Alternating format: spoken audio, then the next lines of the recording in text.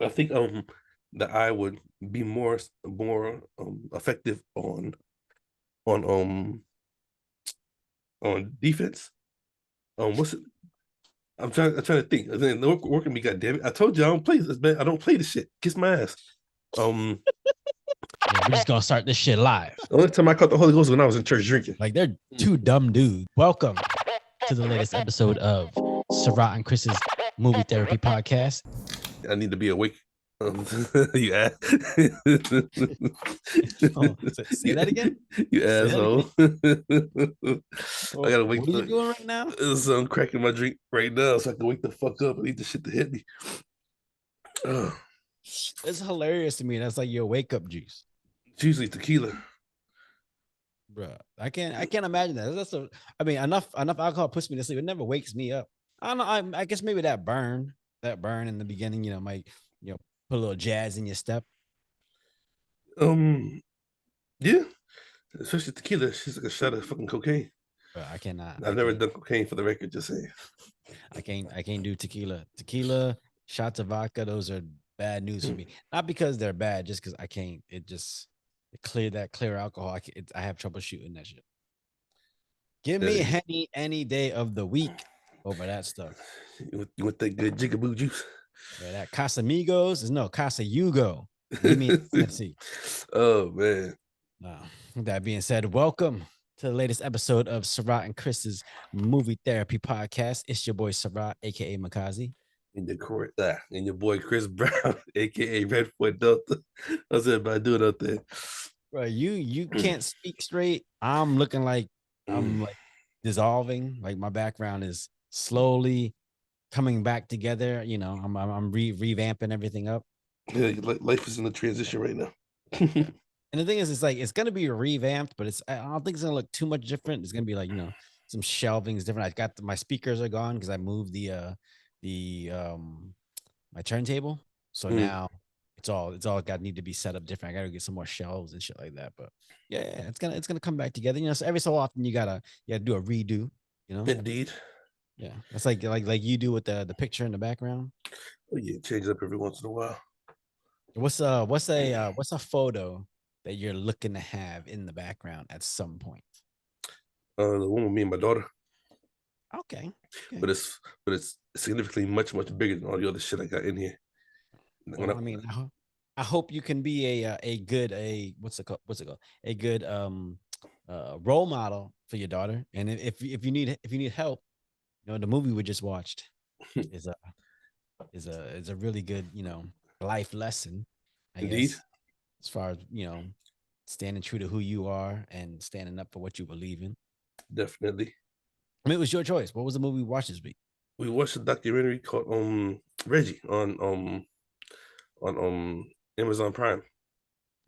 So when you brought that up to me, I didn't know what to expect. I just heard the name Reggie, and you said a documentary, and you said something about like civil rights and stuff like that. So I wasn't sure what to expect. I didn't know it was about Reggie Jackson, the baseball player. Yeah. Oh, if you had said it was Reggie, it's about Reggie Jackson, I would have, oh, okay, cool, baseball. I would have knew what to expect. I don't know what I was expecting, to be honest with you. Like I said, when I came across I think I was working out and it came across on the TV for a commercial and just had my interest. So when we talked, like, yo, let's do this. You know what I'm saying? Yeah, can I be 100% honest with you real quick? I'm gonna divulge a secret that like not many people know. Maybe I've never actually let this secret out the bag before. Okay. I'm gonna let you know. I'm gonna let anybody that's listening to this podcast or watching this podcast know right now. Growing up, I thought Reggie Jackson was one of the Jackson brothers. I thought he was related. I thought it was Tito, Jermaine, and Reggie.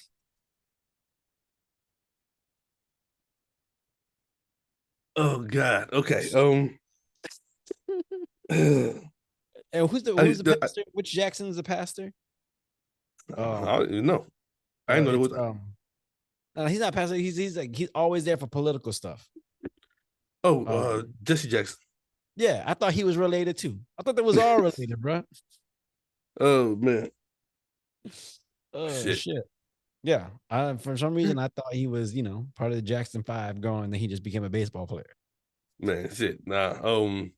Honestly, I remember the name Reggie Jackson growing up, but I didn't really know too much about it because, of Yeah, course, after watching the documentary and seeing the years that he played and everything else, yeah, I think I was. Shit, I don't know if I was born. I was born to 85. Shit, you know what I'm saying? yeah. I remember hearing the name, and I remember him being on the Yankees, but I never knew that he had played for like the A's and all that stuff. Like I didn't really follow Mm. Reggie Jackson like that. I wasn't back then. I was just a Red Sox fan. I wasn't necessarily a baseball fan, so I wasn't too familiar with him. But yeah, yeah, man, he made a lot of strides. I didn't realize. Like I always wondered where that nickname Mister October came from. Mm-hmm. But it was nice to see. It was kind of like that off kilter nickname. It's kind of like how people get their nicknames, right?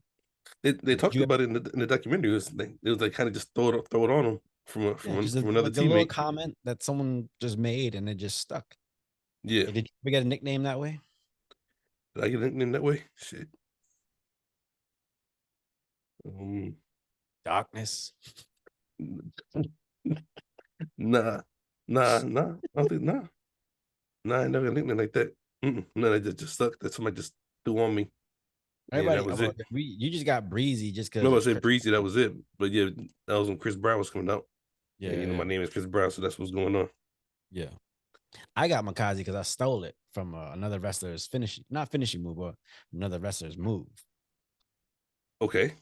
You remember Billy Kidman Mm-mm. in WCW? He was part of the Flock.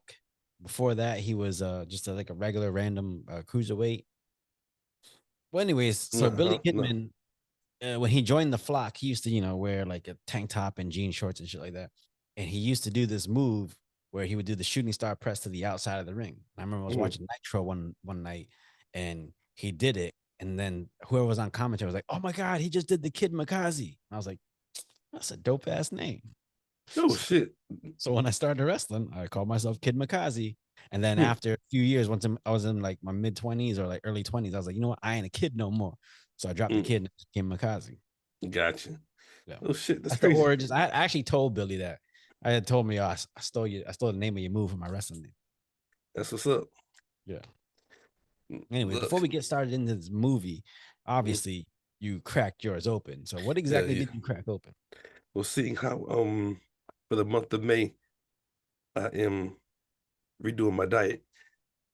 I'm not really drinking too much. So I'm gonna start off with a shot of Jack Daniel and I have this Corona Premier. And trust me, this shit is not good. So what is Corona Premier? I've never heard of that in my I life. call it the fat-free beer of Corona. Just that's my opinion. Shit is like All right, so shit is colored water. It don't really taste that good, in my opinion. so, so you sitting there, so you paying for the carbs and the sugars and the water, but the fat is free. Okay.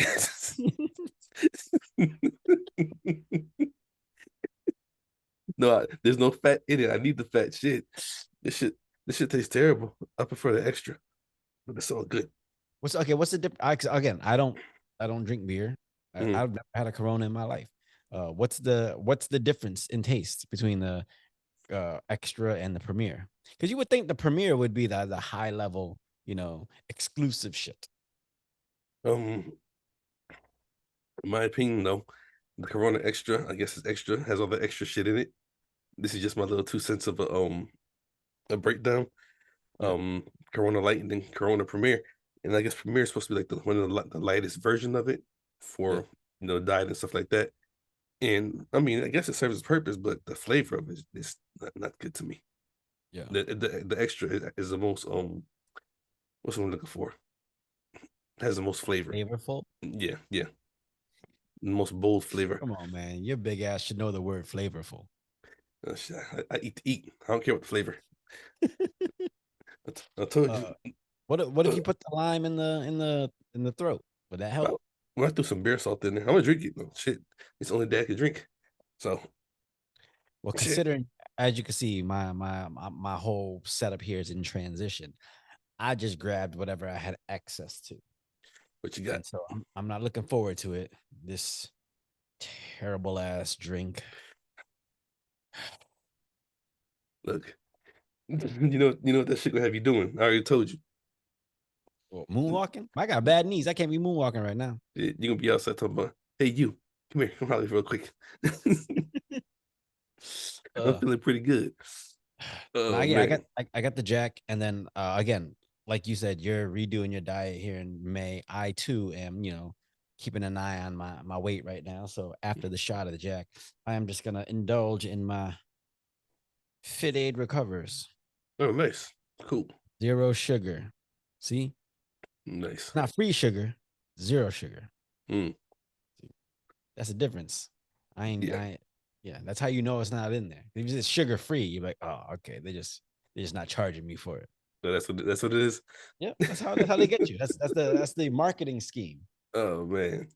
Yeah, because like you ever notice that I've noticed a lot of people that because obviously I hang out with a lot of people who take fitness seriously, Mm, and when they try to indulge on like a diet soda or something like that, mm, I find a lot of them drink Coke Zero instead of Diet Coke. mm, I haven't figured out why. I gotta look at the ingredients, but I don't know why. But my theory is mm. because the Coke Zero, they would make sure they have no sugar. I don't know. I don't know. I'm just bullshitting. Hey, shit. I mean, zero diet. I mean, they're just trying to make it better, or make it sort of more diet friendly. I guess. Yeah, Everything these days is trying to be healthier and shit. more palatable. Remember when we worked at Friendlies and then they went from like light ice cream to the what is it? It wasn't light. It was like sugar. It wasn't sugar free. They just used Splenda. I forget what they call it. Remember they made the vanilla, but they had the one. It was like a different color container. Hmm. And it was half the sugar because they used Splenda. But Yeah. for me, that shit was better than the regular vanilla. You used to eat the whole fucking carton with the lid. Yeah. Hell yeah. But I'm trying to think of which one it was. I really don't remember. It wasn't called light. I forget. Yeah. I'm a breather. Mm, yeah. Anyways, all right. So let's pop these drinks open before we start talking about this movie because I don't. Yeah, this isn't one of those movies where we're gonna be jumping into plots or nothing like that. I feel like it's gonna be more about you know the message. Yeah. Oh man. Man, this is a big bottle that I do not want to grab. This is supposed to be for you for when you get here. Look, that shit's like it's gonna get empty. What you been doing? And I haven't touched it, bro. At least I Any, don't think I've touched it. any of your guests came over and touched it? Yeah, I mean maybe. I don't remember. I feel like the only time I've ever had drinks out of this is the couple times I've I been mean, on you here. drink it a couple of times on camera, but that's it. But I remember being more fuller than that. I don't know. I feel like your memory when it comes to Jack isn't all that. I think you remember one of your bottles, not this one. Look, my memory right now is fucked. I So so got so so much. why was you still sleeping when I called you to be like, yo, we setting up? Like, I don't even remember that shit. But I've been up. I was working last night and shit. No, sitting on the couch. Like, I know. My phone rang like 6 times back to back. Like, who the fuck is this? Why they call me? So I turned my damn ringer off and shit. That's a Yeah. Good Morning Black America. You ever seen that sketch? When Paul Mm-mm. Mooney goes, you go, they're gonna start a show called Good Morning Black America. Mm. Comes on at 11:30. Oh, oh, shit. In my defense, I was up at midnight, so I'm good. Fuck that. Yeah. No, I feel you. I've been, like I said, I've been on maybe 3 hours of sleep every night for like the last week and a half. So, Yeah. today was the first day I slept a good 6, 7 hours. It was nice. No, yeah. All right, ready for this wake up juice? Fuck yeah. I need it. All right, cheers Cheers. to Mr. Reggie Jackson, Yeah. baseball. Mm. Ugh, that is not good. That is Mm. not good. Why do you like that stuff, bro? Makes my vocal cords feel warm. Man, I'm I starting took to talk like you. that. Nah, I took that I from a need show. I a can't remember what I was gun. watching, but they was trying to tell dude he need to stop singing or he need to stop drinking. And he was like, "Whiskey makes my vocal cords feel warm." We talking like Keanu Reeves. I need a gun. Yeah. The emphasis. Oh man. All right, so we're okay. So this Reggie doc. So were you first of all, were you a baseball fan growing up? Like, did you play? Did you do any little league? Mm-mm. No. Not with the baseball fan at all. I'm still not. I just watch it during the playoffs because that's when it gets most interesting. You don't like baseball? I'll go to a game, but I will not watch that shit on TV. No, I can watch on TV, but like, yo, going to Fenway, catching a good man. Listen, that's fun. That's fun, especially And if you then, drink, especially if you just get standing only seats or by mhm. the Budweiser sign, have some drinks, just watch your right over like the right field wall. That's nice, No, I'm telling you, going to a game is fun because I've been to quite a few. But yeah, like as far as watching on TV, not until the finals because that's when it gets interesting. bro. First of all, it's the World Series, not the finals. Same shit. They go, But they I go have like this, best out of 20 games. That's what it feels like. yeah, because there's so many, yeah, there's so many that to play. I have this love hate relationship with baseball Why is that? because I love baseball, but I fucking suck at it. Mm.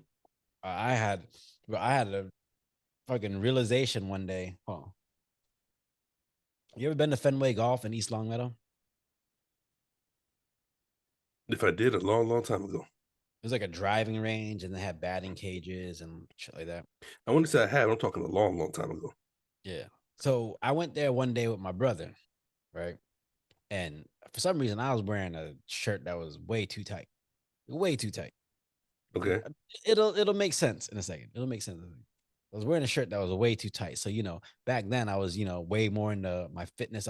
My gym routine was good. So, Hmm. you know, muscles were showing. So we go to the batting cage and, we put some money in there for 30 balls. Mm. Bro, I swung and missed every single one of them. The dude felt so bad for me. He put some more money in there and it gave me another 30 balls. And Oh I man, whipped at all of them. And then man, all of a sudden, this 10-year-old went in there and just started cracking them. I was like, God damn. So you need to man. go wear a looser shirt, bro, because this is the wrong. Oh, so the shirt was a problem, not your hand-eye No, I'm coordination. saying it. No, because right at that moment, you're like, yo, you muscular for nothing, motherfucker. Like, what you doing? How you gonna walk up in here with that shirt on and you can't even touch the ball? Man, Should have bunted that motherfucker. man. All right, Okay, so how familiar were you with Reggie Jackson before you watched the documentary? not very familiar with him at all, honestly. Like Just all this was new to me. Like the name sounded familiar, but as Mhm. far as anything about him, I didn't know. Yeah. So, I didn't I knew he was a really good baseball player. It didn't really occur to me that he came up at the time where like, integration in baseball was still happening. mhm, Stuff like that, like where it was still like, taboo to have a black guy in your team. yeah, So I didn't know that aspect of it, but now, learning that and learning what he went through in order to basically just stand up for himself and for players and stuff like that. It mhm, really it strikes a chord with me because obviously I'm in the entertainment industry mhm, and contracts are a big thing. So that's just something that comes with the table where sometimes you can come across looking like the asshole and really you're standing up for what's right. yeah, A narrative can be pushed if you're bucking at the system. true. And he mentions that a lot, even towards the end of the documentary. In there, um, just like what did he say? They don't like him around because he's the truth, or he always speaks the truth. Yeah. And I was having a conversation with somebody about that earlier. Like, why do you label yourself an asshole? I said, because I always say the shit people don't want to hear. Hmm. And so, I'm an asshole because of it. Yeah. Me too. I know. I'll call you out for everything. I'm not judging you on it. I'm gonna just tell you, like, hey, Mm, that's kind of stereotypical. That's all I'm yeah. saying. Hmm. All right, here's the thing. Well, like, why do people get so offended by stuff like that? They're is it because in their mind they're like, I'm more than just that stereotype? Um, I think so. Yeah. Or is N- it because they're thinking I'm more than just that stereotype, or a sense of like that you can't boil us down to just that? I think that's part of what it is. Because even in the documentary, he mentions that. He says something. I think it's what's his name? Is it Hank Aaron? I believe. Yeah. And he mentions how when he played, he couldn't sit with the team, couldn't eat with the team, but Yeah. he went like what 715 or 14 home runs and everything. Yeah. and still was outcast. And they talk about how they look at all the black players or black people, and Mhm. they got the angry face or they look like they're mean or whatever the case may be. And he said, well, really, that's not the case. It's more that they're hurt and they want their dignity and they Yeah. can't find it. You know what I'm saying? Yeah. Which I thought was kind of interesting because The- the stereotypical angry black man, are they yeah. really angry or are they hurt? Exactly. It's like you're not. They're not. They're not just an angry person because of the situation. They're angry because they're watching an injustice happen right in front of them. Like, hey, how come I'm not being treated just like everyone else? Hmm. I'd be angry too, and I'd be frustrated if I'm literally watching, you know, inequalities happen in real time. Yeah. You know, like when Reggie was talking about how he was trying to was it he couldn't go to certain parts of Oakland. Oh Hmm. no, was it Oakland or was it Birmingham? So he had to go stay at one specific apartment downtown, a building downtown, whatever, because That was Birmingham. Yeah. yeah, because that's where like the black people stayed and shit Hmm. like that. And like, when you are seeing it, you're like, I play the same sport as these guys. I'm on the same team with these guys, you Hmm. know? Like, well, why am I relegated to being over here? Yeah. You know? Yeah. Yeah, and I yeah, it was only like 40 years ago, 50 Yeah. years ago. Yeah, because it was 67, Yeah, and here we are in 2023. yeah. It's not that long ago. Yeah. And like this is this quote I say to a lot of people, and when they're especially when they're thinking about like other countries, when they see like these other countries whose what do they call it? Whose religious practices or their traditions may seem archaic to us in the United States. Hmm. I'm not gonna say which religions, but you pretty much figure out what I'm talking about. Yeah. And they look at them and they're like, those guys are so like, old school. They're so like uncivilized, whatever. Like they need to catch up. I'm like, yo, we're just our civilization, the United States, our culture is only a couple hundred years old, Mm. and we're just now getting out of slavery and civil rights and racism, and that's still not Yeah. completely gone. So Indeed. you have this other culture over here that's thousands of years old, and you're expecting them to catch up like we are. Like, come on, it's not. Mm. You got like, that's a tradition and a thing that's ingrained in their culture. Like, it's gonna take a lot longer for them to switch around. Yeah. You know, you ever been in that situation where you could see some inequalities happening in real time right in front of you, and like you're kind of like at the moment powerless to stop it. You just kind of had to just be like, this is what it is right now. Inequalities. Hmm. Off the top of my head, I can't say inequalities. Maybe some injustices or something. But Like what?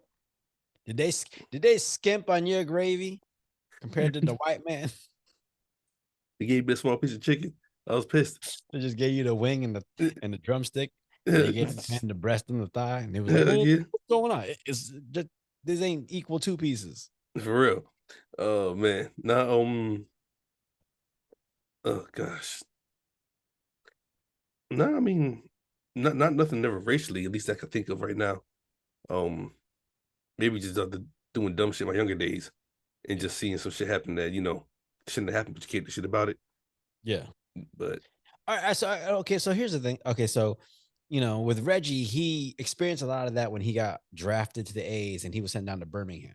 Now that's mm, that's Alabama, and that's where you reside right now. mm-hmm, So the Alabama that you saw in the documentary versus the Alabama you're living in right now, like yeah, give us the dichotomy, the difference between like what you see then and what you see now. no, it's Like I definitely. said, when I visited you when you were in Tuscaloosa, Mm. I could feel a little bit of it in the air. You Oh could yeah, taste definitely. Yeah, taste that shit. definitely. And that was back in what 2009, 2010 maybe. Yeah, 2009 stuff. Yeah, Yeah. So yeah, it was definitely in the air. bro. I Um, saw I saw I was one of 3 Asians that I saw the entire time I was there, and the other 2 worked at the Chinese restaurant. Just saying. Just saying. I mean, shit. I told you I thought I'd never come back to this place because looking like me, and then going to school. Yeah. That's true. I'm a Yankee, and I'm covered in tattoos. You know what Mhm. I'm saying? 'Cause I'm from the north. If I ain't play What football, is I what wasn't does that worth shit. what does that mean, Yankee? I N- still to this day I can't figure out what that actually means. Basically, a reference to a northerner, somebody from the north. No, I get it, but what is a Yankee? Oh shit, I don't know. Like if I you're really like don't. I don't know what an actual Yankee is that for them to call us Northerners Yankees. Hmm. You know, You should look it look up. that shit up. What Yeah, look exactly is that a up. Yankee? Yeah, what is a Yankee besides a an Besides, overly paid baseball player? What is a Yankee? this is interesting. Now you got me thinking. Well, because you like when you uh when you go down south, you got like like uh if you call someone like a Dixie, Uh huh. you know that's down south. The Mason Dixon line. So Dixie, okay, cool. So that's where that comes from. But like I just always wondered what. Oh, it says it right here. An inhabitant of New England or one of the northern states. That's simple. That's it, man. That's dumb. At least that's what. I'm gonna come up with a word to describe people up there. That is basically my quick search. You just say yes, somebody from the north or New Yeah, England. you, In you, this case, you why we call Patriots? that's what I'm Listen, saying. This is where we landed, right? Fucking Plymouth Rock, Massachusetts, motherfucker. hell yeah. This is where What we come from. what Malcolm X say? We didn't land up Plymouth Rock. Plymouth Rock landed on us.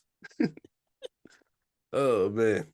Yeah, fucking do you know where the name grinder came from?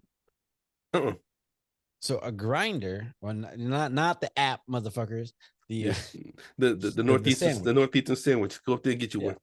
So apparently, it came from like that was like a cheap food that was sold to like dock workers or like factory workers who are out there like grinding, Mm, grinding and doing their job and stuff like that. So that's why it was called a grinder because it was the popular food. really Yeah, interesting.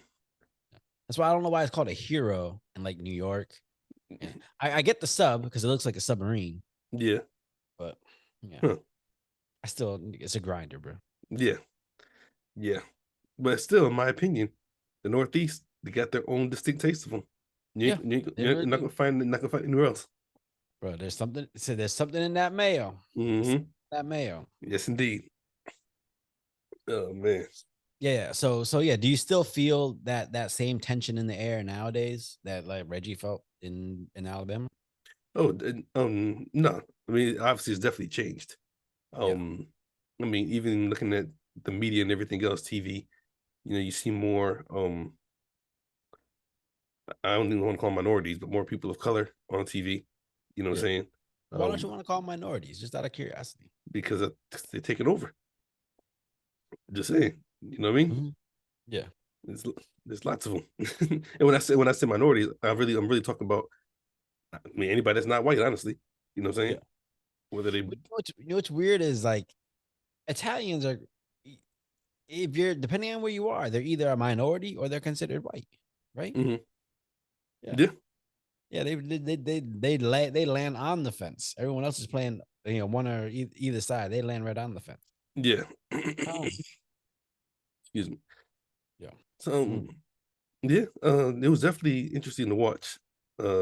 Just knowing that I live here, and I mean we all know the stories. We know about Selma and everything else, but just to watch what they had to go through to even be kind of recognized. And oh, there's another vital part that I thought was important in the documentary where he said they didn't like him because of what he spoke. And the reporter's like, "Don't you just get paid to play?" He said, "No."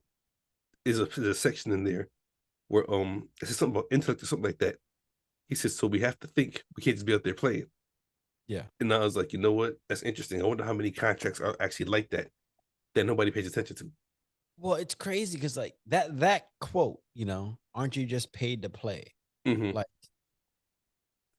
because there's this section in the documentary where it talks about like slavery and how Hmm.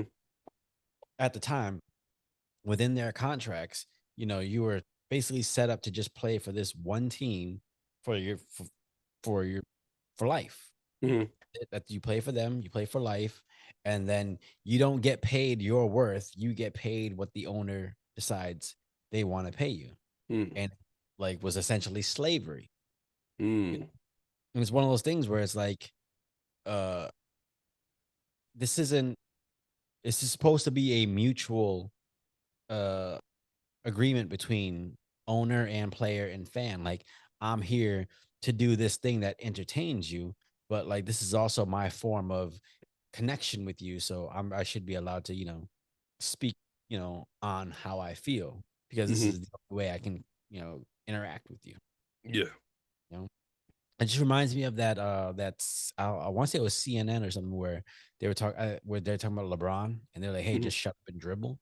Was that Basically, LeBron or was that Durant? that was LeBron. Hey, Okay. Durant don't do nothing.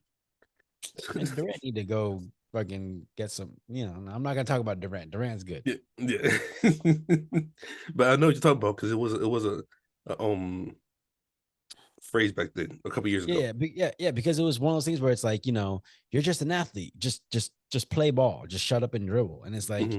no, but this is my this is my form of connection with the audience. This Hmm. is my tool that I use to connect with everyone. So Yeah. I'm using my tool to help, spread a message that, that I strongly believe in, which I Hmm. get. Like, when they talk about athletes, getting too much politics into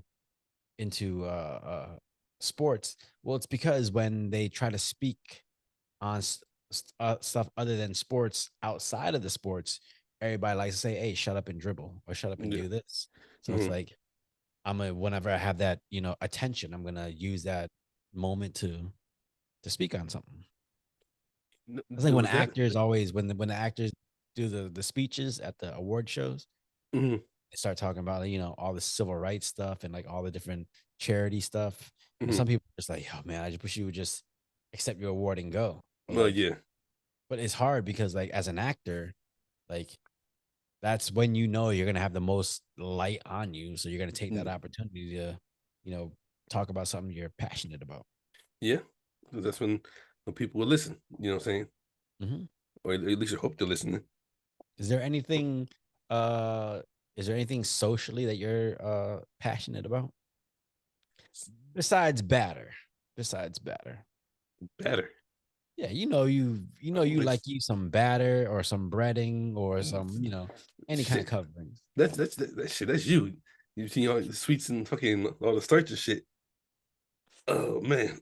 God, listen, all the fucking fried pork chops and shit that you're always buying and then telling me about, damn well you got a preference.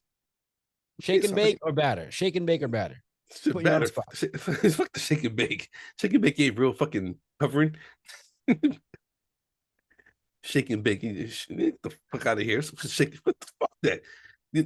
Shit. Now you just Shake and pissed me. bake. Okay, see? Now you set me up. Like, do I feel passionate about it? What the fuck is shake and bake, man? Listen to the fucking bag and shake the shit up. What the fuck just happened? Hey, what the fuck happened to my camera? I don't know. I got nothing. Shit. Oh, all I see is black. The fuck just happened? God damn it.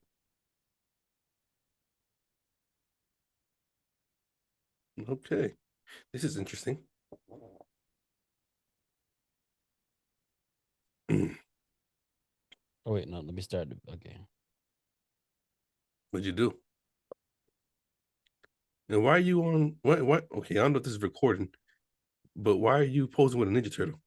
With No, so that's my avatar thing. Just mm, failed to start video camera. Please select another video camera in settings. Okay, do that. Hold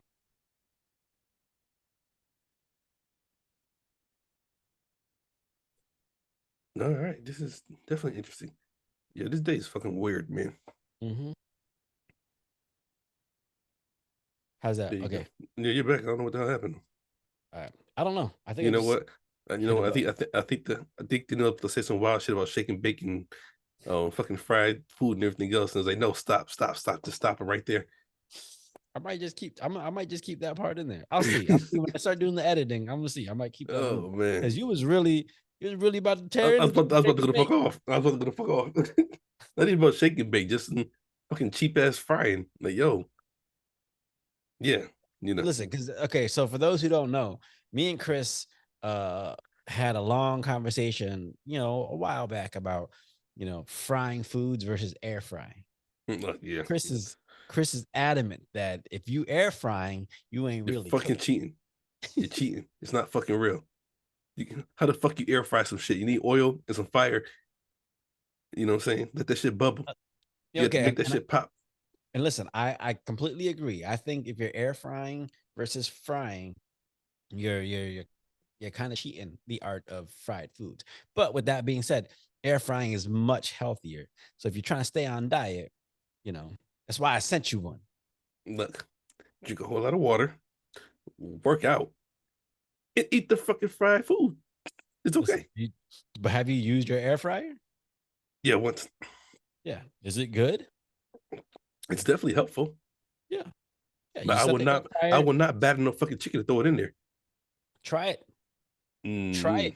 No, Bro, let's batter some wings, toss it in there. Just try it. You can't knock it till you try it, motherfucker. You out here drinking Premier Corona and you ain't gonna try air fried chicken? Come on. that's totally fucking different. And I already said the shit is fucking disgusting. I want the extra. I'm drinking Yeah, fat but you're free. still gonna drink it. I mean, yeah, because it's got alcohol in there. Yeah, so clearly, you're not. It's not what's going in your mouth. So try it and just see if you like it. That's all I'm saying. Mm, mm, mm, mm. It cheats the art. You need that grease. You know what? That's why half these kids these days can't fucking cook. They never got popped out of goddamn grease. They want everything in the fucking microwave or some shit. I'll be honest. Hold on. Let me see if I can get this on camera. Hold on. See this little dot right here, It's chicken grease. bro.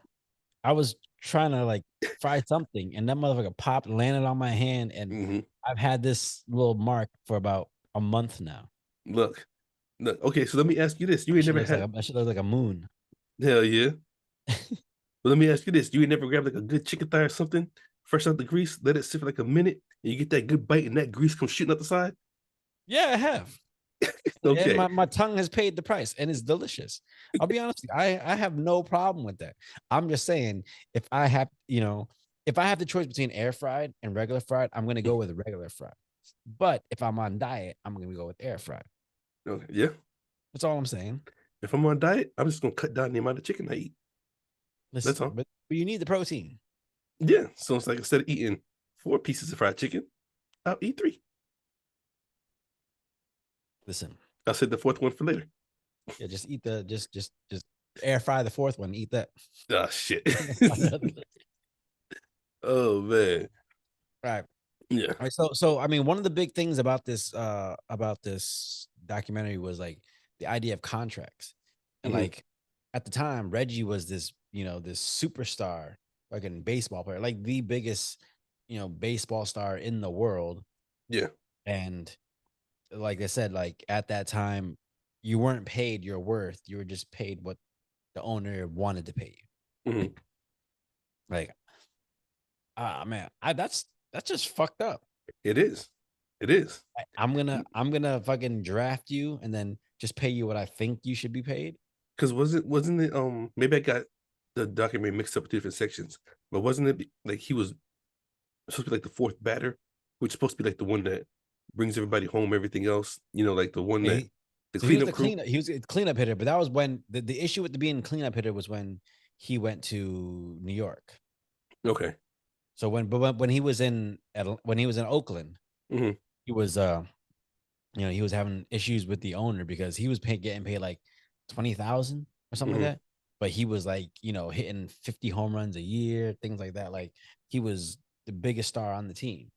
But because of the way the contracts work, like he was contracted to this team and he's only getting paid what the owner wants to pay him. And so he was Hmm. trying to hold out and not re-sign. And that's what the Yeah. big argument was. And like I mean, sometimes it's weird nowadays because when you watch or when you see like the superstars that are on TV right now in football and baseball and like NBA, they're getting like hundreds of millions of dollars. Mm-hmm. So when you hear about contract disputes, it's hard to feel bad for someone when you that have that level of money coming to them. Mm. But Yeah. when you know your worth, if you Mm-hmm. if I contend that if you're signing a contract with someone and they offer you 20 mil a year, Mm-hmm. them they're offering it Mm-hmm. 20 million a year. That means you know you're worth more than that. Mm. You know you're worth more than Interesting. because who have you? I mean, as a business person, Mm-hmm. again, we're looking to start our own small businesses and shit like that. Mm-hmm. As a business person, would you ever pay someone off the bat their actual worth? If I knew what it was, Or would you offer them their actual worth, their actual worth? I'll put it like this: we both have a mutual friend. You know who he is. He's in production. If we hired him to do work that he does, and obviously he does really really good work, Yep. then yeah, definitely. Because if you're gonna be a part of our team, and you want to eat like we want to eat, and I know you're good at what you do, then okay, yeah, of course. You know what I'm saying? Okay, but here's the thing. The caveat there is he's a friend. He's not a hired employee. No, I'm So just saying. I mean, I'm using him as an example. But let's say if we did some research yep. and we found somebody that, oh yeah, we see what they do, they're good at it. I mean, shit, why not? You know what I'm Okay. But the question is if I want to hire this employee, saying? Hmm. and I know that they can I know that they're worth, 15,000 a month, Okay. right? Am I gonna immediately offer him 15,000 a month? Or as the business owner, am I gonna offer him 10,000 a month? Hmm. Because you're not just looking out right now. I get looking out for your employees and doing the best for them, but you also got to look out for your business too. Because if Hmm. you're paying every single person what they feel their worth is, Hmm. at some point you gotta recoup all that. And if you don't recoup it, now those people might be out of a job. That and you're out of money. You know what I'm saying? Yeah. Yeah. So. So it's one of those things where it's like, I will never, me personally, I will never fault a business for Hmm. trying to get their an employee or an athlete, whatever, at the lowest price point possible. Never, because that's good business. Hmm. At the same time, I will never fault an athlete or an employee for trying to get as much money as they can, because that's good business. Yeah. And if you guys come to an agreement, cool. But yeah, I don't know. I feel Hmm. like I feel like there's people out there who just expect a a company or whatever to just pay you as much as you want to be paid. I mean, yeah, some people just are greedy and stupid Yeah. without showing what they can actually really do. Yeah. And then, like I said, if you do your research and you know what this person can do, then and you want it done right, then pay them. You know what I'm saying? Yeah. Yeah. Yeah. Like if you hire LeBron or Steph Curry, like Hmm. you pay them their worth because you know you're getting it back tenfold. You know Yeah. you're that ROI, return on investment, is going to be right there. But then when you got someone who says, I'm worth $1 million, but then you're looking at the numbers, you're looking at them, and you're like, you're only actually worth 300,000. Hmm. So like, what do you do there? Do you just sorry? And then they look at you like, yo, you're just being a shitty businessman. It's like, no, like you're overvaluing your worth. Yeah. And like I said, some people are worth what they're asking for. You know what I'm Mhm. saying? And Yeah. then some people, like for instance, we bring this up all the time. All the old school players. I mean, I want to say I think I heard Charles Barkley say this. The Yeah. difference between the old school athletes and new school athletes is they had to earn their sneaker deals. They had to earn their money. Versus Mhm. now, you got Joe Small fresh out of college, and everybody's eyes are on him, so they flood him with this much money off the back, hoping he performs. You Yeah. know what I'm saying? Yeah. And you gamble versus making the old school athletes work for it. And then Yeah. once Yeah. they Yeah. got it, it's like, okay, yeah, you know what I'm saying? Yeah. You earn what you're asking for. Yeah. Well, I mean, Mm. because I guess back in the day, like you're basing that valuation off of what you know you're getting from this athlete. Hmm. so you know you're going to get on return on investment. Whereas the newer athletes are like, I'm gambling because I see what the zeitgeist is saying about this person. I Hmm. see what the hype is. So I might have to gamble and hope that return on investment is as high as I believe it's going to be. No, I So think that's that's why part it's of. harder nowadays. Well, I think that's part of everyday life too. Because sometimes you got to gamble. You know, so I'm saying, look at a Yeah, relationship. Who gets in a relationship with somebody expecting it to fail? exactly. You know what I'm saying? Exactly. It's like you gamble hoping that each party holds at their end of the bargain or their end of the contract, so to speak. You Hmm. know what I mean? Yeah. But Yeah. It's like, you don't sit there and because like I think the gambling on athletes nowadays is just based off of the way culture is gone. Like back when Barkley and Jordan first signed, like even before Jordan, like, all those guys, like sneaker culture wasn't there. You mhm, you had people had one pair of shoes, you wore them to church, you wore them outside, you wore them to do housework. That's it. yeah, Nowadays, you got collectors, you got I myself have, more shoes than I can count. yo, Yo, okay, cool. Just and we're curious. back. Chris had to go take a shit, and that's why he just got back. Like really, really. Had to go drop the kids off at the pool. Oh man, yeah, hot outside sometimes. You know what I'm saying? All right, so here's the thing. This is how much I don't really care for Jack. Okay, what happened? I poured this shot about 10 minutes ago Mm-hmm. and completely forgot that I poured it. It Okay, was just sitting there. now, is I that don't know number two or why number I three? poured it. What's up? Is that number two or number three? Number two. Mostly, I know you took one. I saw you pour another one, but I don't know if that was it or not. Yeah, I think that was it. So yeah, it's just sitting there. That's why it's not. You Smells like don't smell it. Just take it to the head. I need to dip my fingers in there, clean the nail polish off. Hmm.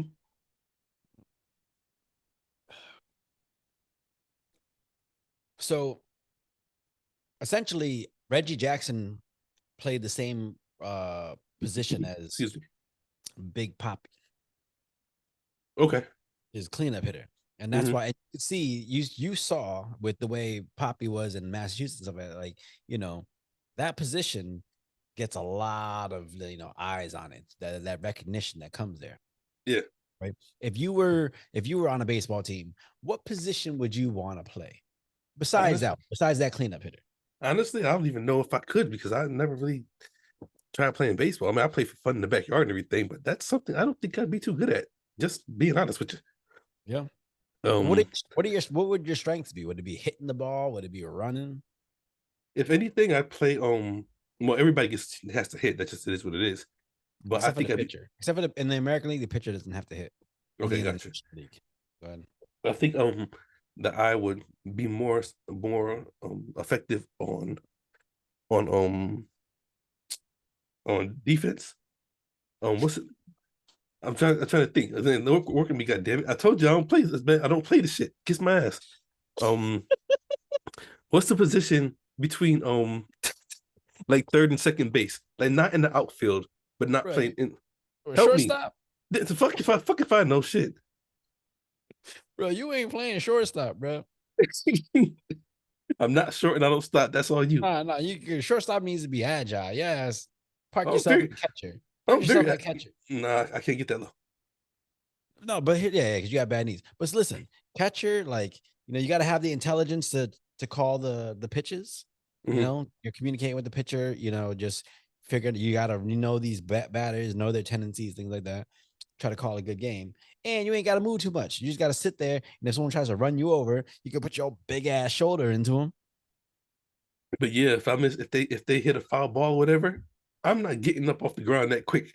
Like, ugh. I'll be like, oh, what's the do the longest yard? Somebody get me a can of cream corn and a diet Joey coke. Diaz, can of corn. Don't you fuckers leave without me. They don't you fucking cut me either. Oh man. Uh, I think I would like to play outfield Okay. because I think I could run down a fly ball and like I got no I got no reservations about diving to catch that motherfucker. I mean, I remember playing never for a team, but just like growing up, like Mhm. gym class and everything else, and it was always fun.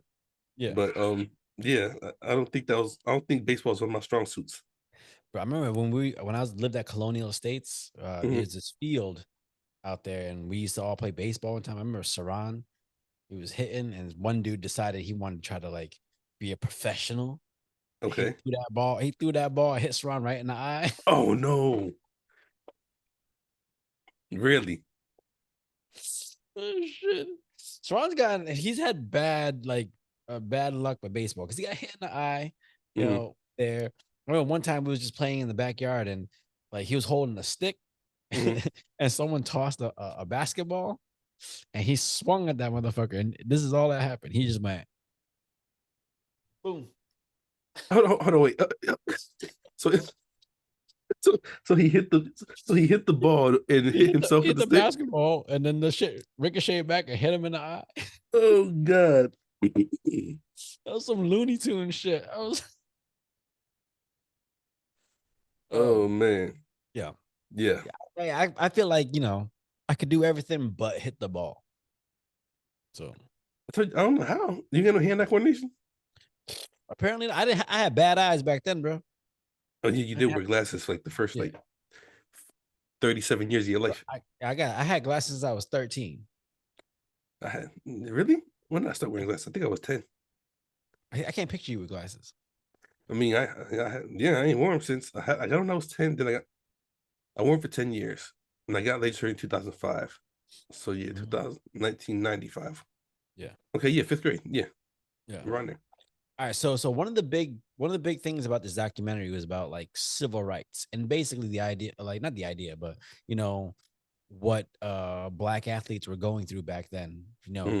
Being pretty much being outcasts in society when they were on the team. Like they weren't treated the same as the white players. They had to go through a lot more and things like that. But when you're on the team, like the players don't see the skin color. Hmm. They see the athlete, right? Okay. Like what do you think about that juxtaposition between being a fan watching and feeling a certain way about races and stuff like that Hmm. versus being an athlete in the locker room and feeling a certain way? Because I liken it to, in your case, being in the army. Hmm. If you were, let's say, if you are a racist, but you're in the army, like, would you have an issue with a white person, fighting alongside you? No, I mean I've actually experienced it. You know what I'm saying? And you, I mean, you just at that moment, like I think I want to say I've said this before, maybe on my previous episode. When we go out that line, we all a team. What we do when we get back to these gates, it's on us. But Yeah, out there, if you want to live, I want to live, we got to make sure we each other live. You know what I'm saying? So, like when it comes to sports, whatever you like, okay, for instance, take you saw the Last Dance, Michael Jordan. some of it. Um, oh, are you serious? I didn't see the whole thing. Oh wow, I'm so I think surprised. I think I stopped when they had to go get Dennis Rodman. Okay, but that's one of the parts I'm getting at because they knew Dennis was Dennis, Yeah. but they also knew Dennis could whoop your ass on the court. Mhm. So it's like, all right, whatever Dennis does on Dennis's time, it's Dennis's business. But as long as Yeah. he's here and he performs, you can't Mhm. say shit to him Yeah. because we all want to win, and that's one of those Okay. situations. Okay. So, but is it one of those situations where you you put your reservations aside because they're so good at what they do, or is it one of those situations where, like, especially when it comes to racism and stuff like that, Mhm. where it's like, I just I don't see color because I see a person performing. If I'm in the locker room, I don't see a black guy, an Asian guy, a white guy, whatever. I see baseball players, and if you Mhm. perform, you perform. Ain't got Yeah. shit to do with race, Mhm. you know. So I feel like that just it's one of those things where, like, when you're in the trenches with someone, it changes your perception. That's one of the reasons why I love sports and things like that, because I feel like sports and food, for example, Okay. they tend to bring cultures together and Indeed. open the world up a little more because when it comes to those things, they the performance and the flavor, they speak for themselves. Hmm. It don't matter how you feel about, a black person, a white person, an Asian person. When you sit down at their dinner table and they cook a fucking good ass meal, Hmm. you can't help but just be like, chef. Yeah. And then that, to me, that kind of that's one of those things that opens up the world, and Yeah. it softens the perspective for a lot of people. Hmm. But why? Like, my question is, why is that? Why does it take? I guess maybe it's not why is that, but it's like, what other universal things in this world like can bring cultures together? Obviously, food and sport. But is Food, there sports, and anything music. else? Music, because Hmm. I found myself listening to music from other countries where I don't understand a word, but it's good. Look, I mean, I've walked through the streets of Italy, um, Germany, Korea, whatever, and you got somebody out there, whether they're playing the guitar or whatever, whether they're doing it for money or just performing, and you just sit there and you enjoy the art of it. It's like, Yeah. because in my opinion, music, um, food, and I'm a least sports out of this one, but music and food have no color because they're too colorful. You know what I'm Explain saying? that. That's a really good quote, but explain that. Because look at Stevie Wonder, for instance. Can't see worth a damn that we know of, because it's Yeah, all kind of spirit. it might be an act. Yeah, It that we know of. he might be a magician. He's just fucking with everyone. Yeah. Same with who was also blind back in the day? Was it Bach? Ray Not Bach. Charles. Oh, Ray Charles. I'm talking about classical music. I don't know. There was somebody that no, I'll Van be Gogh was. honest. I'll be honest. I didn't know there was any white blind musicians. I They were want to all say, black. yeah, maybe I don't know, maybe it wasn't Bach. I don't know, but either way, when you listen to their music, Yeah. like I think as a people, we become so institutionalized with when we hear a certain beat. Hmm. Like let's just say hip hop for some for instance, when you Yeah. hear a hip hop beat, you automatically think it's gonna be a black person Hmm. because that's what it's been. Yeah. And then you see the video, whatever. Oh shit, they're white or Yeah. these Asian. What the fuck just happened? You know what I'm saying? Yeah. But Yeah. that's because we have our preconceived thought process. You know what I'm saying? Yeah. Yeah. So when it comes to food and music, they're colorful. You can close your eyes and literally taste something you see without Yeah. seeing it. You know what I'm saying? And yeah, it's like yeah, you can't box them in. That's why I think they're very very universal. I mean, look at these producers. They've taken music from other countries. Matter of fact, CeeLo and T Pain have a song called "Language of Love," and it's an Irish chant. That's the background music to the music, and the shit is dope. I'm gonna have to. I have a bunch of Irish friends. I'm gonna have to hear this. I think it's. I remember talking about it because he couldn't say what actually was being said because I guess it's sacred or something like that. Yeah. But it's an Irish chant, and the beat is dope. You know, and it just goes well together. That's why I said music is colorful, food is colorful. We talk about this as chef. You can't Yeah. label it. You know what I'm saying? Okay, so, but how do we bring that to everyday culture? How do we bring that type of openness and willingness to try, to everyday culture versus just leaving it to just food and music and sport? Because I feel like there's certain I just feel like in nowadays in everyday life, like every people want to create a divide or create this distinction between you do Hmm. this, Hmm. and that's what makes us different. When in reality, it's like, no, like I could do what you do, you could do what I do. We're all the same. Yeah. But you're putting this you're putting this divide in between us in order. I don't know if it's racism or if it's classism. Mm. So like you're already putting a title on a person. I just think I think you're creating this separation in order to either hold yourself at a higher standard or to just to separate you from or people around you. I've thought about this a lot lately, and like I think it's 2023, and I think a lot of the racism you hear about nowadays, I feel like I feel like it's less racism and more classism I can see that. because of the way the world is nowadays. Like I don't think when someone sees a thug Hmm. and crosses the street, I think it's less to do with them being black and them to do with more to do with them being a thug, which is Mm, like a poor of the poor person who might institute some violence in order to get what they want. yeah. Which whether you're white, black, Asian, whatever, a thug is a thug. But that goes back to the media too. You know what I'm saying? The media, I know we said this before, basically controls the not The I don't narrative. know, yeah, I guess the world. Yeah. Because you're putting out there what you want the world to see. Hmm. You know what I'm saying? You're not putting out there what's actually going on. You're Yeah. painting a picture. And sometimes it's to create division, Hmm. sometimes it's to create um to be together. It just depends on what you want to show. Yeah. So because who's to say? Like even in movies or whatever, they might have a black guy going to rob somebody. When I know some white people that have done some crazy shit. You know what I'm Yeah. saying? Yeah. So it's like the Well, like the well, like, okay, so for example, when I see that in a movie, mm, I can see how someone can see that and be like, yo, look at them. You just yeah. hired another black person to play the criminal.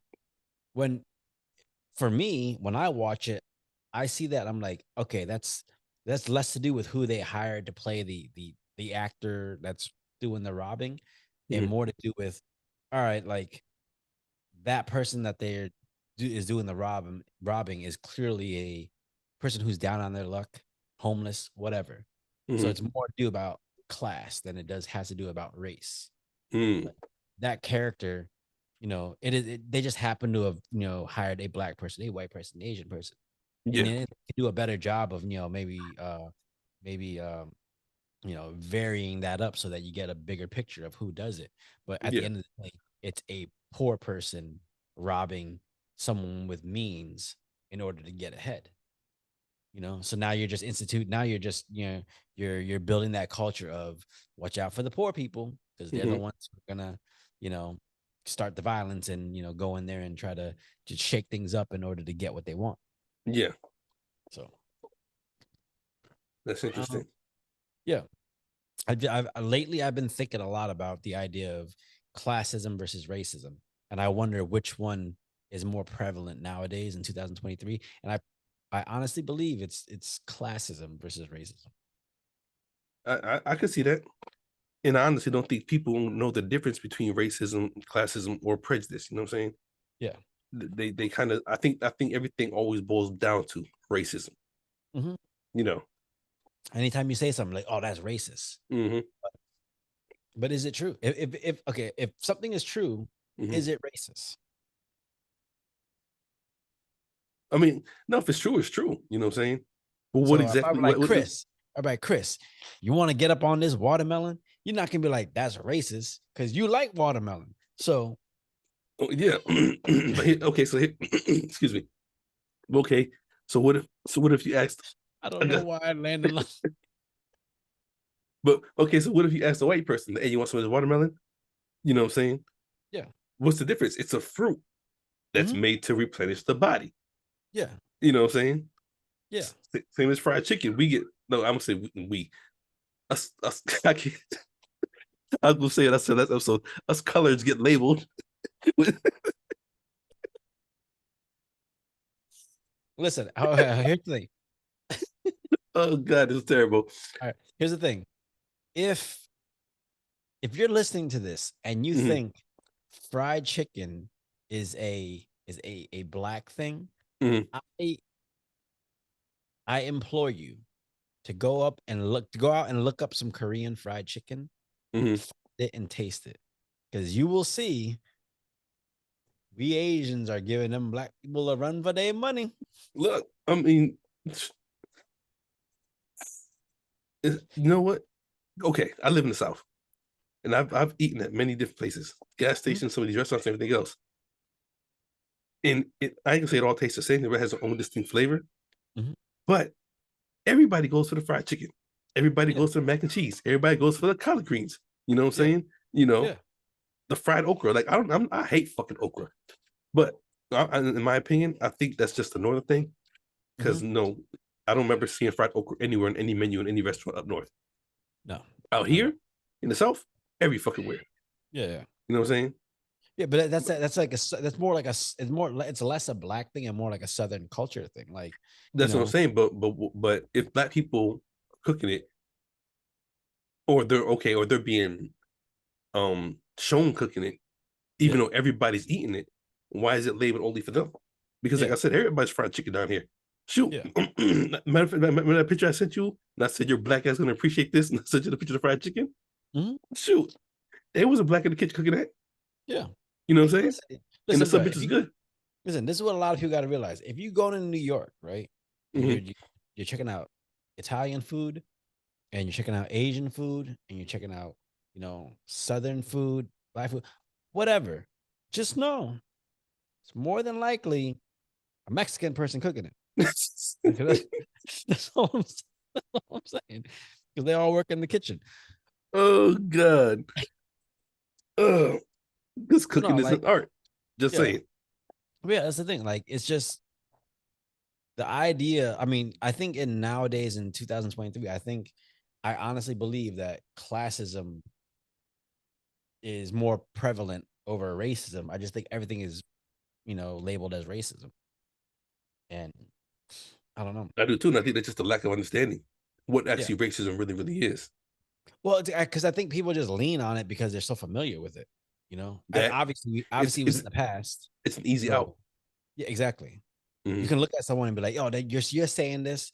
That's racist." Like, but are they being racist, or is it a product of, hey, the poor culture? They love them some fucking Kraft macaroni and cheese. Mm. It's cheap. Yeah. That's it. Mm. Okay. You know what? I wish I knew somebody. Okay, and I can't use me as an example because we still keep our humility in what we do. Mhm. But I was trying to think of if is there any celebrity or somebody that's out there that still loves eating simple food. And only person I can think Shaq. of, I was going to say the same shit. He's the only person I can think of because he But advertised it. yeah, but like I looked at that, I'm like, Shaq, you need to listen to what you're saying. Because he was like, look at this. You see this? Grilled cheese sandwiches. Okay, so you Oh, got the I same can shit eat in all mind. that. Yeah, look That's at the this. first thing I thought of. Look at this. Hamburger helper. See? I didn't forget who it was. And I want to look at like, Shaq, you got your goddamn personal chef making it. The fuck you talking about? It ain't about the food, it's who's cooking it. Your ass ain't in the kitchen. Yeah, true. Yeah, I guess it is like a catch 22. Yeah. It's like, yeah. I love these foods. I just, hey, like I pay this man $5,000 a week to make Yeah, me some macaroni and cheese. I'd be like, hey, you're kind of overpaying him, bro. yeah. Look at yourself. Oh man, oh that's funny. Yeah, I think we saw the same fucking. I don't remember what it was, but Was that it was the not? first. It might have been on Cribs. Okay, damn, that's crazy. That's crazy and it's fucked up at the same time. Because that's my mind went. I had to think of a celebrity. The only one I could think of was Shaq, because he's the only one I saw actually advertise that he still eats simple food, even though Yeah. he's got money out the ass. You know what I'm saying? Well, it's the thing. Like, okay, so what's like, whether it's simple food or whether it's high end shit, Mm-hmm. like, okay, I'll bring classism into this. Okay. I have a friend who, like, who will sit down at a high end restaurant and eat it, and the flavor of the food, the technique, and what's put in front of them gets lost because they're so used to simple food that Mm-hmm. they they're the value of the food is based off of the amount of food versus the skill and the technique they took to make the food. So Okay. to them, a good meal is a giant plate of pasta at Olive Garden Mm-hmm. versus this small plate of, like, handmade pasta with a 72-hour ragu and all Mm-hmm. this different shit. Yeah. You know? And I feel like that's just a product of, like, again, classism, where, like, if when you go to the lower end restaurants, value is based off of quantity versus quality. And Mm. I'm not saying it's not quality, but if you went to Olive Garden and you got a small fucking plate of pasta, you'd look at Mm-hmm. them like, fuck. Like, Yeah. True. what you do? You Olive Garden. You're supposed to give me endless breadsticks. Okay. Yeah, I can see that. Remember when I took But you to Prado? second. I took you to Prado, Yeah. and like the size of the pasta is perfect. Yeah. Like, you don't overeat. it's delicious as fuck. Like, but if I bet you if someone who's so used to, you know, cheaper Italian food might look at that and it's just as delicious, but they'd be like, yo, this food sucked because my plate was this small. Yeah. I mean, in my opinion, you gotta know where you're going, you know what I'm saying? Yeah. And I mean, I've been guilty of it because I remember when I was in Italy and we went out to eat and they serve small dishes, Yeah. but I'm a 250, 40 pound guy, you know what I'm saying? Mhm. So when I ordered food and then I ordered again, they're looking at me like, what's wrong with you? And I'm like, no, nothing's wrong with the food. The quality of it was great. I just need more of it. You know what I'm saying? Yeah. That's all. I'm like, Yeah. I'm not trying to say what I did was wrong. It's just, I need more food. Yeah. I'm looking like it's good. I want more. That's it. Yeah, Yeah. that's interesting. That actually, why, okay, matter of fact, why is that? If you go to a cheap restaurant, so to speak, they pile your food on your plate. If you go to a rich restaurant, it looks like that movie, The Menu. I think it's because at a cheaper restaurant, like people people don't equate the quality of the food with what goes into making the food. They equate the quality to how much of my family can I feed with this. Okay. Whereas if you go to a higher end restaurant, you're like, all right, this is it's art. Like this, there's a lot of effort and energy that gets put into putting this small plate in front of you, Mhm. you know? And I don't know why that is, but like I wish it would change because I'll be honest with you, a bowl of pho is one of my favorite dishes in the world. Mhm. And if you get a good bowl of pho, like it's the best thing in the world. But at the Mhm. same time, if you pay more than $10 for that bowl of pho, you're looking at it like, what's going on? Because Mm. this is supposed to be cheap, homely food. Mm. Like, no, but at the same time, if you make a good bowl of pho, you should be able to charge 16, $17 for it. Yeah. I mean, you know what? Which I have no idea how we got on this subject because we're completely lost from the movie. Racism. No, I mean, yeah, but just like because I mean, Everything boils down to racism. That's all. I guess so. Racism and fried chicken shit. But nah, I mean, because I sit there thinking about it, like I work hard during the week. You know what I'm saying? And I don't mind during the week if I'm eating beefaroni or I just cook a chicken breast real quick and throw some frozen vegetables in the microwave and steam them Yeah. during the week. But Yeah. on the weekend, I go out and I'm going to get me that major meal that I worked hard for. You know what I'm saying? Yeah. Yeah. So I'm just sitting there thinking, like, um, I guess how do we get to a society, maybe, or not even the culture? I don't know. I guess a people where, I mean, of course, better ingredients and everything else, but food, as we said before, is artwork, and it's supposed to be made for fuel for your body, but you want to enjoy it while you're eating it. Yeah. So I guess I'm getting that is during the week, my food for me is fuel to keep me going. Yeah. And then on the weekend, it's for me to enjoy it, if that makes sense. Yeah. Okay. I I get that. I think where I think where it I think where it comes to head, like, or the tension comes is when you go to a say you go to a tapas restaurant and you get a Who? certain plate, a tapas is like small plates. Oh, I don't know why I thought you said topless. I was like, really? No. Okay. Yeah. We can go to some topless restaurants, 60 and above. Bring them saggy titties over here. I need some of that powder for my drink. They looking like mules climbing up the mountain. Oh God. Yeah, I'm awake now. I'm awake. It took me a whole fucking hour to get awake, but I'm awake now. But no, like if you get served a plate with a small piece of beef Hmm. and then a little bit of gravy uh and two shrimp on there, you might look at that and be like, I could cook this. You see my fucking face? Like I was like, really? I'm looking at that like if you get served it, you're like, yo, I could cook this. Hmm. So in your mind, you're like, this isn't worth the value of this isn't that high because I feel like I can cook this at home. Like it's so Mm. small, whatever. But they don't see that piece of beef took 72 hours to get it that rendered to that tenderness. That Mm, that shrimp is Gulf shrimp that just came in this morning. Things like mm, so we're like so now they don't see the value in the technique and the care it took to put that dish together. They just think, oh, I could do this. It's kind of like stand-up comedy. When you see mm. a Okay, stand-up okay. comedian, you're like, oh yeah, you're funny, you could do that, but you don't see the time and effort it takes to craft that set that person put on there, Yeah. you know. And so I Mm, think that's what it is, you know. When you have a lot of home chefs who just make something simple at home, and then they go out, they base what they're eating based off of what they cook at home, and they're like, oh, I could do this, this isn't worth that much money, but they don't mm. see a lot of that technique that goes into it. I can see that. Yeah, I say it a lot when I make tights for people. Like Hmm. you're not paying me for if I can make you a set of tights in 3 hours Hmm. and it costs you a lot of money. You're not paying me for the time it took me to make your tights. You're paying me for the years I spent getting good enough so that I can make it that fast, Mm, mm. you know? Interesting. And that's Okay. what a lot of people don't get. They're just like, oh, I could make this that quick. I'm like, okay, then go. Mm, okay. Yeah. Mm, okay.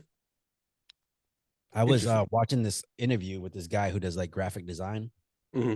and he was asking a guy, they were like, you know, if I ordered a logo from you and it cost me $10,000 and I did it in 5 minutes, like, is it still worth $10,000 to you? If whatever. And he goes, no, because you just did it this quickly. You're getting paid $10,000 for that. I could do the same thing. And it's Mm, like, so what if I told you it took me 30 hours to come up with it? Would you feel better? And the guy was like, yes. And he goes, so you're paying me not based off of how good the logo is, but based off of how long you think it took me to make the logo. So you're valuing my time versus my skill, Interesting. where to me, you're not paying me $10,000 because it takes me 30 hours to make this logo. You're paying me because I have this skill over years of practice to be able to make it in 5 minutes. Mm.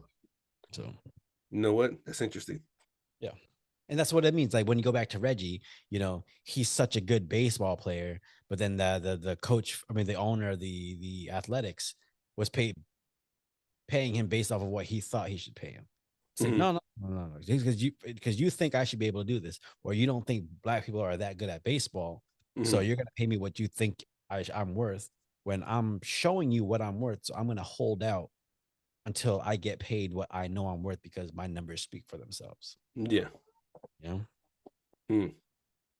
Yeah. Interesting. Yeah. I wasn't sure. Yeah, I thought this was just gonna be a documentary about Reggie Jackson's life, Hmm. but I really like the fact that it was more about like the the the steps or the progression in um uh colored people in sports. Yeah. You know?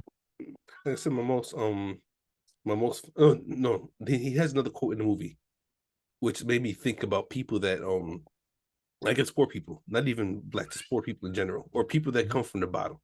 Yeah. He said, I know I'm gonna say it wrong, but he says, you start to climb that mountain and it's steep, not realizing that mountain gets actually steeper while you're climbing it. Yeah. You know what I'm saying? And it made me think about just people, like how many people just give up because I mean, everybody can't make that mountain. And not only going up the mountain's getting steeper as you're going up. It's not getting easier. It's Yeah. like what they say it's going from here and it's just constantly going like this. And Yeah. and maybe think of just people that have the potential to be something great, but Yeah. they can't get up that mountain. And what's the reason why you can't get up that mountain? Are you afraid of the criticism? Are you afraid of the hard work? Are you afraid of failing? You know what Yeah. I'm saying? Like what is it? I used to use this example when I talked to a lot of wrestlers about, just the wrestling world in general. And I Hmm. said, like, the reason why a lot of people get frustrated with, once they make it to the big time is because when you're on the independents, you know, the the mountain's this steep, but Hmm. it's this steep, but you can see your trajectory. So when you're on an upward trajectory, it's not gradual. Like you can visibly see the difference. Like, okay, you're getting paid more by promoters. You're making, you're traveling the world. Now you're doing all these things. So you have these goals that you hit that can show you like, yeah, my value is going higher and higher. And then when Mm-hmm. you make it to the big time, instead of being that steep, it's still a climb, but it's way more like obtuse. Like it's not nearly as steep. Mm-hmm. So a lot of people will feel like they're standing in place because they're like, oh, I don't see the same climb or the same trajectory that I had when I was on the independence. It's like, no, Mm-hmm. you're near the top, but because you're near the top, one, you're also competing with other people who are near the top. So instead of being a big fish in a small pond, you're a small fish in a big pond. Mm-hmm. And then two, the trajectory from low to top here is not nearly as steep. So, your climb may feel like steps instead of, leaps. Hmm. So, That's interesting because it made me think with that scenario when we went to Gatlinburg for your birthday and we did that mhm, hike right when Saran wanted to stop because we yeah. were climbing for a minute and he was like he was like, no, I'm done, I'm going back. And you was talking shit because that's what you do, saying whatever. I But was like spitting facts. Just spitting facts. he was talking shit. But no, but the funny thing about that, because we had been climbing the whole time. And Mhm, sometimes that climb went from this to like this to back yep. like this. Mhm, But then when we got to the top, we had what a whole half a mile walk of just flat. yeah. You know what I'm saying? Mhm, So it's interesting that yeah. I guess it levels out. Like keep climbing because it's gonna level out eventually. Yeah, it's gonna level out, but it might be the incline might not be as steep, but you're still climbing. So you Mhm. gotta, you gotta still keep with it because it's so easy to feel like you're just standing in place when you don't see the same strides that you're making when you're, on the lower level where the incline is so high.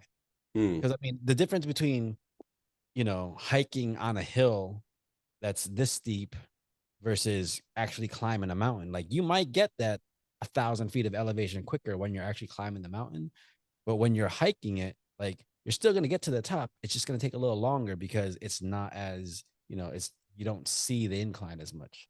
Mhm. You know. All right. Final thoughts on Reggie. Like, what do you think of this as far as a documentary? Is it worth watching for people? Um, I think for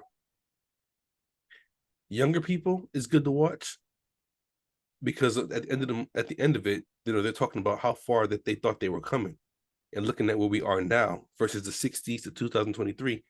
And Hmm. they realize, everything that they were doing only got us like 2 feet ahead. You know what I'm Yeah. saying? Yeah. So I think it would be cool for younger people to see and hear Yeah. like the actual history of people Hmm. and take appreciation to what it has come to be. You know what I'm Yeah. saying? Yeah. So yeah, definitely a decent watch. But I feel like if you're not into real life, then you're not gonna Yeah. enjoy it, in my opinion. I think I think it's worth a watch, but Hmm. I think it's less of a watch as a sports documentary and more about like society and the sociological Yeah.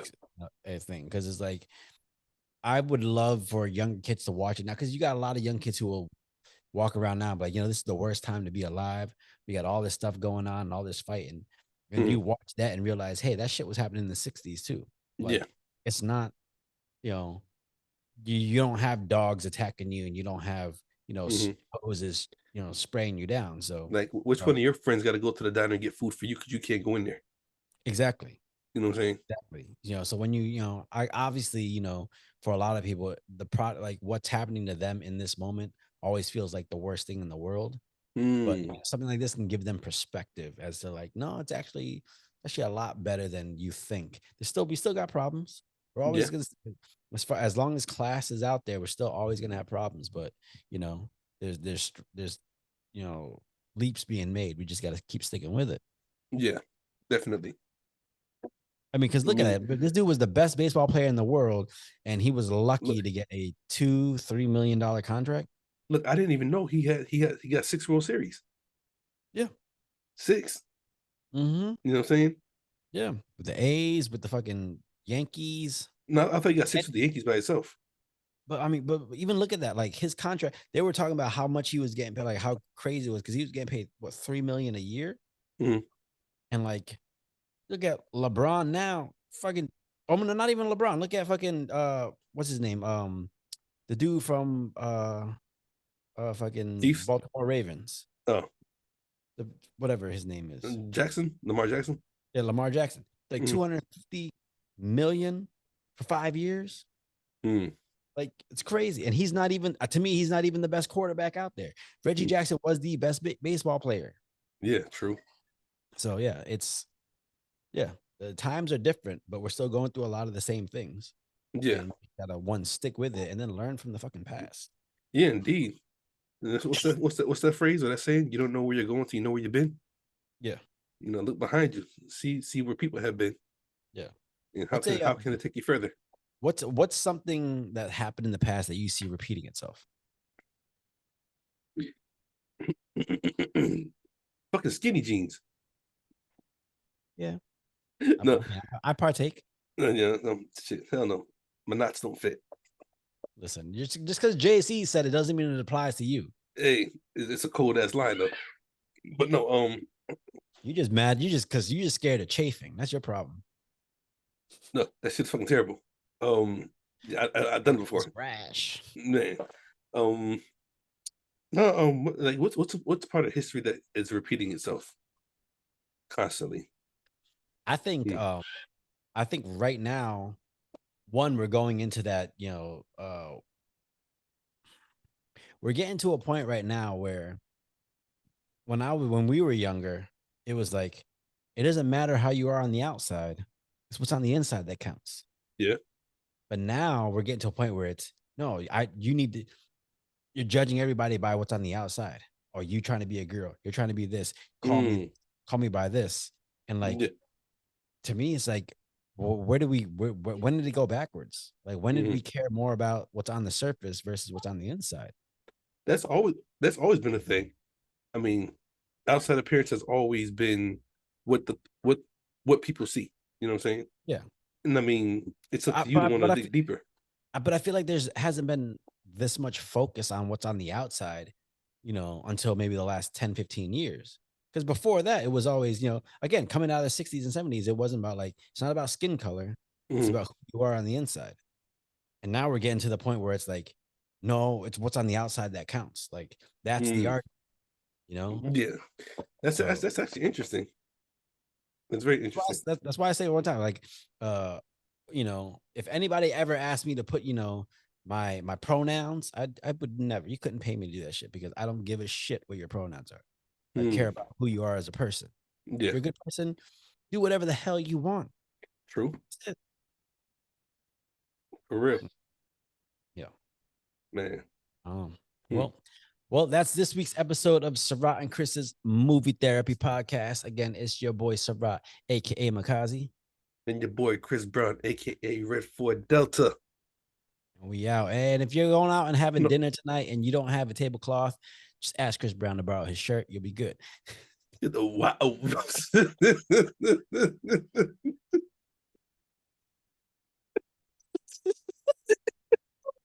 You know what? I was actually waiting for a punchline for this since the beginning. I was like, he's gonna have some. I know he is, but I was like, fuck it. It took you to the end to put some shit out there. You look like you just came back from a picnic. It was like, yeah, I need something to put on. Oh man, I was just trying to put it together. Yeah. Yeah. That's why we want to take Yeah. this damn shit off. Got them You know what I'm Carmelo saying? Anthony braids. Hey, nah, the Kawhi Leonard's with the Okay. with that goofy ass laugh. With- oh shit. All right. We out, bro. Oh yeah.